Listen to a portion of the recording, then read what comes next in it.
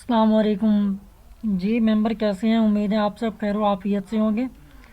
सबसे पहले हमारे यूट्यूब चैनल को सब्सक्राइब करें और बेल आइकन को दबाना ना भूलें ताकि हमारी नई वीडियो आप तक पहुंच सके और आप इस वीडियो से इस्तेफादा हासिल कर सकें।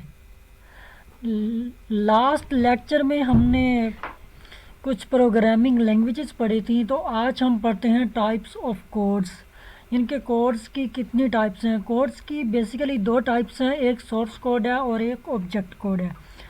सोर्स कोड वो कोड होता है जो कि हाई लेवल लैंग्वेज में रिटन किया जाए, उसको हम सोर्स कोड को कहते हैं। और ऑब्जेक्ट कोड वो होता है जिसको मशीन लैंग्वेज में हम प्रोग्राम लिख सकें, उसको ऑब्जेक्ट कोड कहते हैं।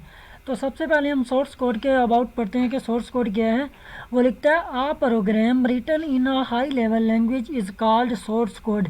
यानी कि कोई भी प्रोग्राम हम लिखते हैं किस लैंग्वेज में? हाई लेवल लैंग्वेज में, उसको कहते हैं source code. Source code is also called source programme. Source code को सोर्स प्रोग्राम भी कहा जाता है। Computer can not understand the statements of high level language.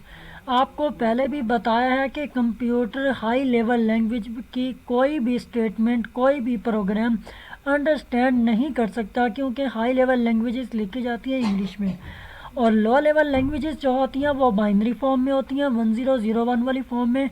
तो कंप्यूटर लो लेवल लैंग्वेज की स्टेटमेंट्स को ही अंडरस्टैंड कर सकता है, हाई लेवल लैंग्वेज की स्टेटमेंट को अंडरस्टैंड नहीं कर सकता। वो लिखता है computer can not understand the statements of high level language. कहना ये चाह रहा है कि कंप्यूटर जो है वो हाई लेवल लैंग्वेज की लिखी हुई स्टेटमेंट्स को अंडरस्टैंड नहीं कर सकता, उसको समझ नहीं सकता। आगे लिखता है the source code can not be executed by computer directly. Computer जो है सोर्स कोड को डायरेक्टली एग्जीक्यूट नहीं करता।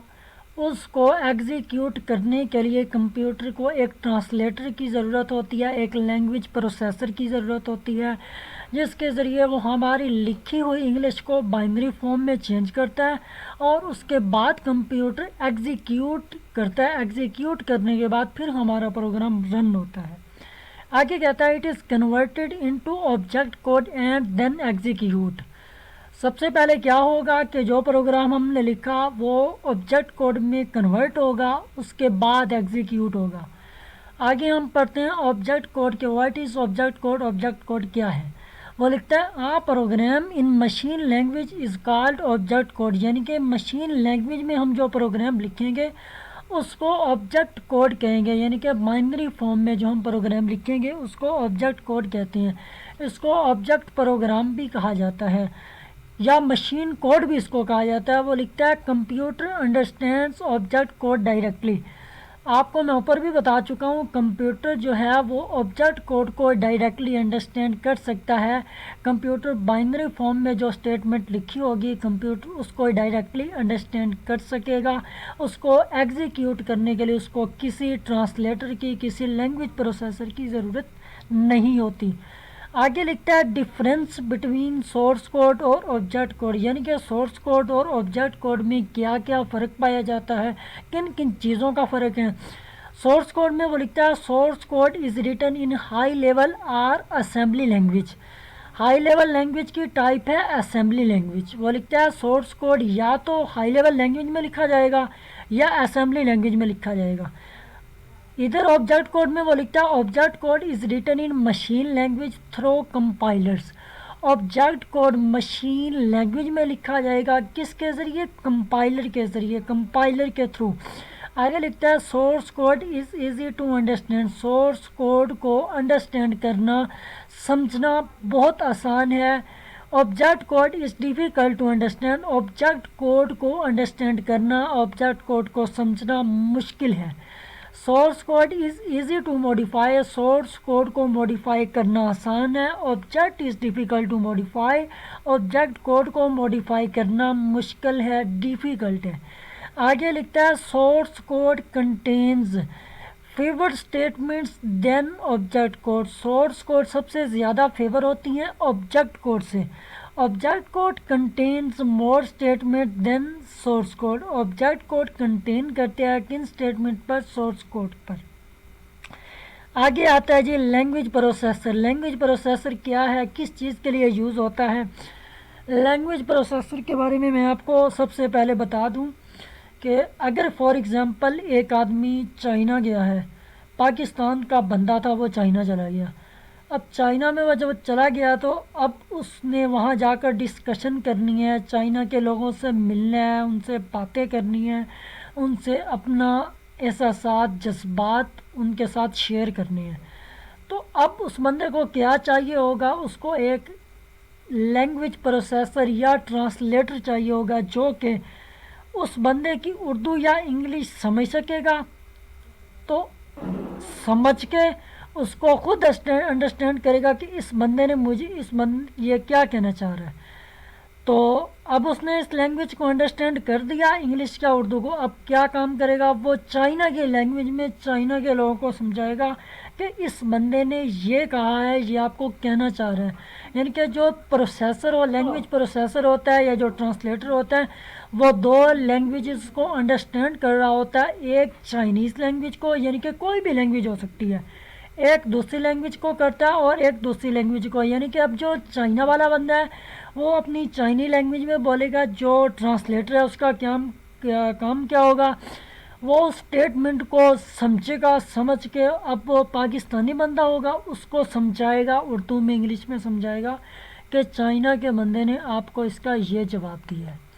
तो हम पढ़ते हैं, वो कहता है language processor computer understands only machine language. ये मैं आपको ऊपर भी बता चुका हूँ, कंप्यूटर जो है वो मशीन लैंग्वेज को ही सिर्फ अंडरस्टैंड कर सकता है, समझ सकता है।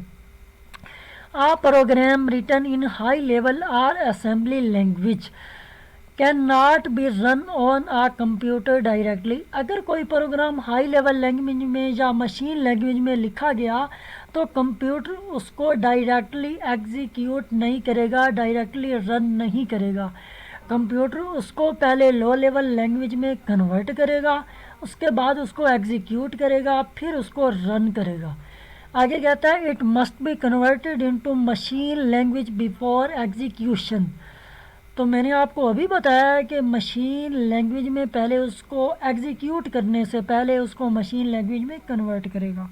Language processor or translator is a software that converts these programs into machine language.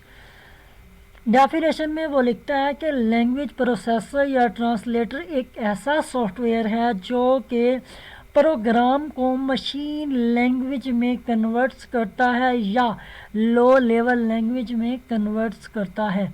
आगे इसकी भी टाइप्स हैं, तीन इसके टाइप्स हैं। पहली है कंपाइलर, दूसरी है इंटरप्रेटर, तीसरी है असेंबलर। हम पहली टाइप पढ़ते हैं। पहली है जी कंपाइलर। कंपाइलर में वो लिखता है a compiler is a program that converts the instruction of a high level language into machine level language as a whole. Compiler क्या करेगा, कंपाइलर एक प्रोग्राम को, यानी कि जो हाई लेवल लैंग्वेज में प्रोग्राम लिखा होगा उस सारे प्रोग्राम को कन्वर्ट करेगा मशीन लैंग्वेज में। आगे कहता है a program written in high level language is called source program. ये हम ऊपर भी पढ़ाए हैं। यानी कि हाई लेवल लैंग्वेज में जो प्रोग्राम लिखा होगा उसको हम सोर्स प्रोग्राम कहेंगे। Compiler convert source program into machine code known as object program. Compiler तो उस प्रोग्राम को ऑब्जेक्ट मशीन कोड में चेंज करेगा, उस मशीन कोड के चेंज करने के अमल को हम क्या कहेंगे, ऑब्जेक्ट प्रोग्राम। आगे कहता है the compiler checks each statement in the source program and generates machine instructions. Compiler हर स्टेटमेंट को चेक करेगा जो कि प्रोग्राम में हम लिखते हैं और उसके बाद मशीन इंस्ट्रक्शन में उसको जनरेट करता जाएगा, यानी कि उसको मशीन लैंग्वेज में कन्वर्ट करेगा। आगे कहता है compiler also check syntax error in the program. Compiler program में सिंटैक्स एरर्स को भी चेक्स करता है। जब वो सिंटैक्स एरर निकालता है फिर उसको जो है ना रीबग यानी कि डिबग हम कहते हैं एरर को, गलती को डिबग कहते हैं कंप्यूटर की लैंग्वेज में, ठीक है। उसके बाद जब वो सिंटैक्स एरर निकालेगा, सिंटैक्स एरर जब वो निकालेगा तो ऊपर हमें डिस्प्ले में आउटपुट शो कर देगा कि यहाँ आपकी स्टेटमेंट में फला लाइन में आपकी मिस्टेक आ रही है, पहले उसको ठीक करें फिर हम प्रोग्राम रन करेंगे। तो उसको सिंटैक्स एरर बोला जाता है। वो कहते हैं a source program containing an error can be compiled. अगर प्रोग्राम में एक भी गलती मौजूद हुई तो कंप्यूटर उसको कंपाइल नहीं करेगा, पहले वो कहेगा कि इस एरर को ठीक करो, उसके बाद प्रोग्राम कंपाइल होगा, फिर उसके बाद रन होगा। याद रखें कि जब कंप्यूटर कंपाइल करता है प्रोग्राम को, अगर कंपाइल हो गया उसके बाद वो हमें डिस्प्ले में दिखाएगा कि आपकी कोई गलती नहीं है, आपका प्रोग्राम डन है, सक्सेस है। उसके बाद हम प्रोग्राम को रन करवा सकते हैं। अदरवाइज़ अगर हमारे प्रोग्राम में एरर पाया गया और कंप्यूटर ने कंपाइल करके हमें एरर दे दिया तो फिर हमारा प्रोग्राम रन नहीं होगा। नीचे उसने डायग्राम बताई है, डायग्राम बना के उसने क्या लिखा है, सोर्स प्रोग्राम ये एक प्रोग्राम है जो हम लिखते हैं। उसके बाद कंपाइलर यानी कि हमने इसको कंपाइलर ने अब इसको क्या काम किया, यानी कि ये सोर्स प्रोग्राम क्या जो हमने प्रोग्राम लिखा, ये दरमियान में कंपाइलर यानी कि जो हम कंपाइल प्रोग्राम को कंपाइल करवाते हैं, कंपाइलर ने क्या काम किया, उसको चेंज किया, कन्वर्ट किया, किस में, ऑब्जेक्ट प्रोग्राम में, यानी कि मशीन लैंग्वेज में उसको कन्वर्ट किया। उसके बाद लिखता है a compiler can translate the programs of only that language फिर for which it is written. यानी कि कंपाइलर वही प्रोग्राम उस प्रोग्राम को ट्रांसलेट करेगा जो कि मशीन लैंग्वेज में लिखी होंगी। For example C compiler can translate only those program that are written in C language. वो इसकी एग्जांपल देता है। एग्जांपल में क्या लिखता है कि जो सी कंपाइलर है वो अब सिर्फ किसको ट्रांसलेट करेगा, उन प्रोग्राम को ट्रांसलेट करेगा जो कि सी लैंग्वेज में लिखे होंगे। अगर किसी और लैंग्वेज में लिखे होंगे तो सी कंपाइलर उसको ट्रांसलेट नहीं करेगा, उसको कंपाइल नहीं करेगा। नीचे हम बात करते हैं जी इंटरप्रेटर की। इंटरप्रेटर क्या है, वो लिखता है an interpreter is a program that converts one statement of a program at one time. अच्छा, आपने कंपाइलर में देखा कंपाइलर क्या काम करता था कि वो आपने एक प्रोग्राम लिखा, कंपाइलर ने उस प्रोग्राम को सारे को रीड किया, सारे को रीड करके उसने हमें बता दिया जी, उसने हमें बता दिया कि ये फलां लाइन में आपकी मिस्टेक है, इसको ठीक कर लें। अच्छा, उसने तो एज अ होल पढ़ा, यानी कि सारे को पढ़कर हमें बताया कि आपकी वहाँ मिस्टेक, आप इसको ठीक कर लें। इंटरप्रेटर क्या काम करता है, इंटरप्रेटर हर एक लाइन को, हर एक स्टेटमेंट को चेक करेगा, जहाँ हमारी गलती होगी वहाँ हमें बताएगा कि यहाँ आपकी गलती आ रही है, इसको ठीक कर लें। यानी कि इंटरप्रेटर एक ही टाइम में एक ही स्टेटमेंट को कन्वर्ट करता है, यानी कि पूरे प्रोग्राम को एक ही टाइम में कन्वर्ट नहीं कर सकेगा। आगे कहता है it executes the statement before translating the next statement of the source program. ये क्या काम करेगा कि एक स्टेटमेंट को इसने एक स्टेटमेंट को इसने चेक किया, फिर उसको एग्जीक्यूट किया, फिर उसके बाद नेक्स्ट स्टेटमेंट को फिर ये चेक करेगा, फिर उसको एग्जीक्यूट करेगा। आगे लिखता है if there is an error in the statement the interpreter stops working and displays an error message. वो कहना ये चाह रहा है अगर किसी स्टेटमेंट में, अगर किसी लाइन में हमारी गलती आ गई तो इंटरप्रेटर क्या काम करेगा, काम करना बंद कर देगा, यानी कि वर्किंग स्टॉप कर देगा और हमें डिस्प्ले पर एक एरर मैसेज दे देगा। इसका फ़ायदा क्या है, वो लिखता है the advantage of interpreters over compiler is that an error is found immediately. हम कंपाइलर से ज़्यादा इंटरप्रेटर में जल्दी गलती अपनी, यानी कि जल्दी एरर, जल्दी डिबग हम फाउंड कर सकते हैं। हमें पता चल जाता है कि ये हमारी फला लाइन में मिस्टेक है। वो कहता है so the programmer can correct errors during program development. तो इसका क्या होगा, इसमें प्रोग्रामर को ये भी इजी होगी, ये भी आसानी होगी कि वो प्रोग्राम लिखते वक्त जब वो प्रोग्राम डेवलपमेंट कर रहा होगा तो उसके दौरान ही उसको पता चल जाएगा कि ये मेरी गलतियाँ मैं इसको ठीक कर लूँ। इसका आगे डिसएडवांटेज है, यानी कि इसका आगे नुकसान भी है। नुकसान इसका क्या है? The disadvantage of interpreter is that it is not very efficient. ये इफिशियंट नहीं है। The interpreter does not produce an object program. Interpreter हमें ऑब्जेक्ट प्रोग्राम प्रोड्यूस नहीं करता।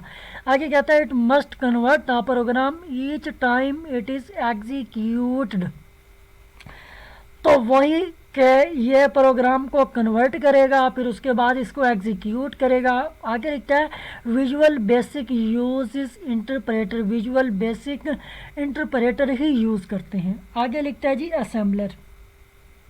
इसकी इंटरप्रेटर की शेप वही कंपाइलर वाली है, लेकिन फ़र्क सिर्फ इतना है कि जहाँ कंपाइलर लिखा है वहाँ इंटरप्रेटर है, जहाँ पर बस सिर्फ फ़र्क इतना, बाकी सब शेप वैसी। आगे हम पढ़ते हैं असेंबलर के बारे में कि असेंबलर क्या है।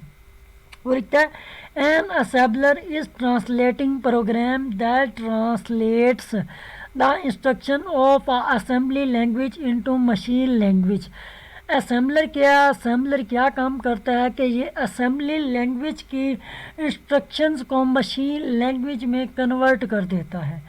तो नीचे ये उसकी उन्होंने हमें शेप दिखाई है। लिखता है असेंबली लैंग्वेज प्रोग्राम, फिर उसके बाद असेंबलर है, यानी कि असेंबली लैंग्वेज प्रोग्राम को असेंबलर ने कन्वर्ट किया किस में? ऑब्जेक्ट प्रोग्राम में। नीचे हम देखते हैं जी डिफरेंस क्या है इन दोनों के दरमियान। Difference between compiler and interpreter. Compiler में देखते हैं compiler converts a program into machine code as a whole, यानी कि कंपाइलर एक पूरे प्रोग्राम को कन्वर्ट कर देगा मशीन कोड में। इंटरप्रेटर क्या काम करेगा? इंटरप्रेटर एक ही स्टेटमेंट को 1 बाय 1 स्टेटमेंट, यानी कि एक एक स्टेटमेंट को मशीन कोड में चेंज करता जाएगा, कन्वर्ट करता जाएगा। आगे कहता है compiler creates object code file. Compiler क्या काम करते हैं? कंपाइलर ऑब्जेक्ट कोड फाइल एक क्रिएट करते हैं, एक बनाते हैं फाइल, ऑब्जेक्ट कोड फाइल। आज इंटरप्रेटर क्या काम करते हैं? Interpreter object code file create नहीं करते। आगे लिखता है compiler converts high level language that can be executed many time.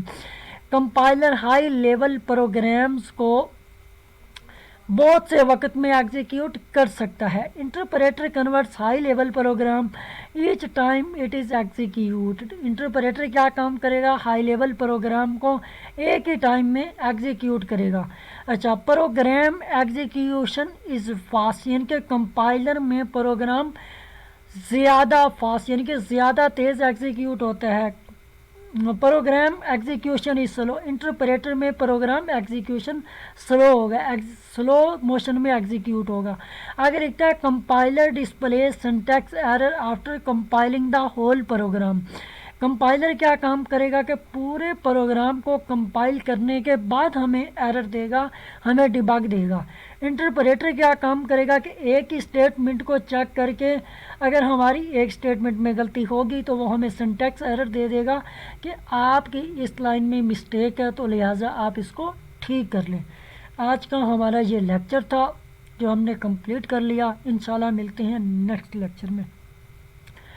तो लेक्चर के एंड में फिर मैं आपको कहूँगा कि हमारे यूट्यूब चैनल को सब्सक्राइब करें और बेल आइकन पर प्रेस करें ताकि हमारी न्यू आने वाली वीडियो आप तक पहुँचती रहे, और वीडियो को शेयर भी किया करें ताकि लोगों के इल्म में इजाफ़ा हो। ठीक है, अल्लाह हाफिज़।